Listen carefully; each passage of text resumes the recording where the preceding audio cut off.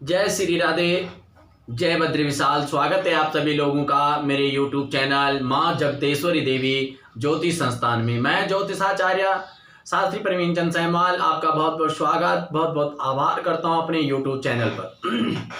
आप हमेशा हमें सुनते हैं, आपका प्यार मिलता है, आपके प्यार से ही हमारे को एनर्जी मिलती है, उससे ही हमें याद करने को मजबूर कर देता है। साथ में हम हर विषय पर बात करते हैं, हर टॉपिक पर बात करते हैं। सनातन धर्म के अंदर लगातार कुछ ना कुछ हमारे तीज त्योहार, कुछ ना कुछ हमारे पर्व मनाए जाते हैं जो सनातन धर्म की ओर हमें ले जाते हैं, जो हमारी संस्कृति धरोहर को बचाने की कोशिश करते हैं। वह तीज और त्योहार हैं, जिन त्योहारों के अंतर्गत हम अनेक प्रकार के त्योहारों को मनाते हैं, जैसे दीपावली होगी, होली हो गई, या आपकी करवा चौथ का व्रत हो गया, अहोई अष्टमी का व्रत हो गया। आज का जो मेरा विशेष वीडियो है वह मातृशक्ति के लिए, क्योंकि कार्तिक महीना बहुत ही पावन पर्व और उत्तम का महीना है, जो कि हमारे यहाँ मातृशक्ति महिलाओं द्वारा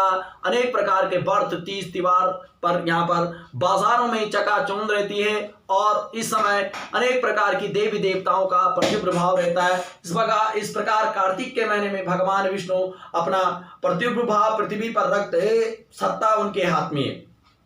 तो आइए, जो आज का अंक है वह, उससे पहले आपको एक काम करना होगा मेरा, जो मुझसे आप स्नेह और प्रेम करते हैं, तो पहले चैनल को सब्सक्राइब करें, बेल आइकन करें, ऑल नोटिफिकेशन खोल दें, ताकि जब भी हम कोई वीडियो डालते हैं तो आपके पास जरूर पहुंचे। बेल आइकन और सब्सक्राइब करना न भूलें। आज का जो अंक है वह 8 नवंबर 2020 रविवार का दिन होगा। अहोई अष्टमी का व्रत पूजन है।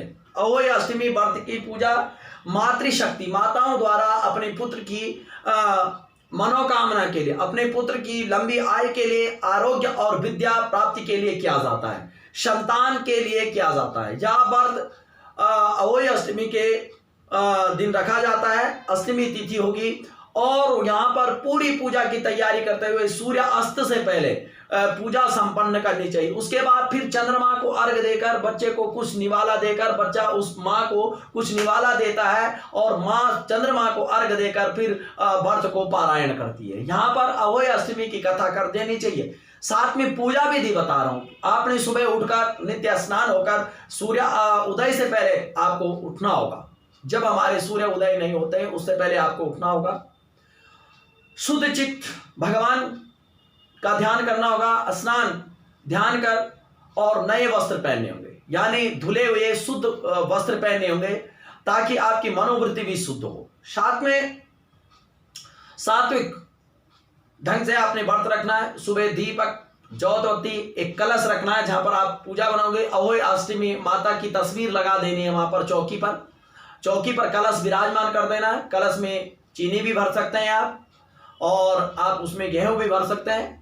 साथ में यदि आपके पास ऐसी व्यवस्था नहीं तो आप जल भरें, और जल के ऊपर आम के पत्ते, उस पर एक नारियल लगाते हैं। तो वो अष्टमी के सामने वो कलश रखें, और वो उस कंठी पर, उसकी जो कलश रखोगे आप, उसकी कंठी चांदी की जो कंठी बनाते हैं, कोई चांदी की कंठी बनाते हैं, उनके गले पर धारण करवाते हैं। वहां पर आपने पूजा करनी है, जोत बत्ती जलानी है, कोई फल फूल इत्यादि चढ़ानी, रोली मौली कलावा जो आपको चढ़ाना है, उस हिसाब से आपको पूजा करनी है। जो आपका रीति रिवाज, कुछ यहाँ पर रीति रिवाज होते हैं जो हमारे देशाचार चलता है, क्योंकि प्रत्येक जगह भिन्न भिन्न पूजाएं होती हैं। यहाँ पर ये ऐसा नहीं कि अलग जगह अलग चीज का महत्व है, एक ही चीज का एक महत्व रहता है, फल बराबर मिलता है, लेकिन वहां पर रीति रिवाजों का, हमारा रहन सहन का बदलाव आ जाता है। तो उस तरीके से आपने पूजा करनी। दिन भर आपने निराहारी रहना है, जल भी ग्रहण नहीं करती हैं, बहुत सारी माताएं तो जल भी ग्रहण नहीं करती हैं, और आपने व्रत रहना है। संध्याकालीन समय में आपका जो शाम का समय होगा वह आपको 4 बजे से लेकर और 5 साढ़े 5 बजे से पहले, इसके बीच में आपने कथा श्रवण करनी है। अहोई अष्टमी की कथा श्रवण करें। साथ में कथा सुनने के बाद आपने आरती पूजा और भोग लगाना है। उसके बाद जो आपका पास समय होगा, उस समय के रहते हुए आपने अपने बच्चे की आयु के लिए, चिरायु के लिए, आप उसकी कुशलता के लिए आपने माँ अहोई अष्टमी से वरदान मांगना है। साथ में जो आपकी जो हलवा या पुए बने हुए हैं, हलवा या पुए बनाते हैं तो वो उसे बयाना भी कहा जाता है। बयाना निकालना है, माता को भोग लगाना है, साथ में जो भी आपने वहां पर रखा है, आपकी वृद्ध माता है या सास है घर पर, उनके लिए जो जोड़ा निकाला उनको अर्पित करना है और पूजा में अपना तन मन धन समर्पित रखना है। साथ में यहाँ पर अहोई अष्टमी का जो संतान की विशेष कामना के लिए होती, माताओं द्वारा बच्चे के लिए हर प्रकार की पूजा का कामना करते हैं, इसलिए यहाँ पर अपने संतान की दीर्घ आयु, स्वास्थ्य के लिए, आरोग्य के लिए और विद्या बुद्धि के लिए ये व्रत रखा जाए, इनके मंगल जीवन की कामना प्रार्थना करते हैं। तो इस प्रकार से आपने प्रार्थना करनी है पूजा करके। फिर आपको जो चांद दिखाई दे तो चांद को अर्घ देकर उसी का जो आपने कलश रखा हुआ है उस कलश का ही जल अर्घ देना है, या अलग से लोटा भर के रखा हुआ था उसका अर्घ देना है। परिक्रमा करनी है, चंद्रमा को दीपक दिखाकर आरती करनी है और उसके बाद बच्चे से आपका निवाला व्रत आपका खुलेगा।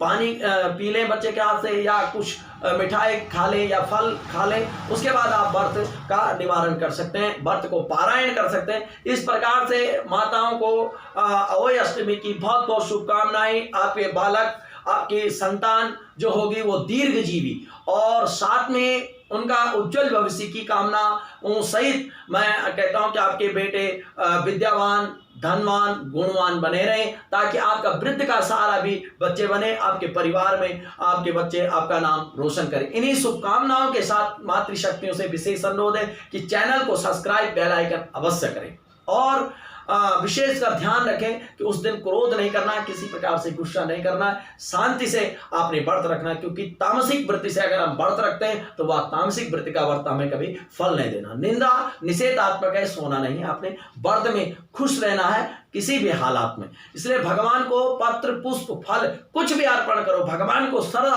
अर्पण करिए तो आपका व्रत जो है वह अवश्य ही आपको फल की प्राप्ति देगा। इन्हीं शुभकामनाओं के साथ मुझे इजाजत दीजिए। दूसरा एपिसोड जो मेरा होगा वह जल्द आपके सामने उपस्थित होगा, तब तक के लिए इजाजत चाहता हूं। धन्यवाद। जय श्री राधे, जय बद्रीशाह।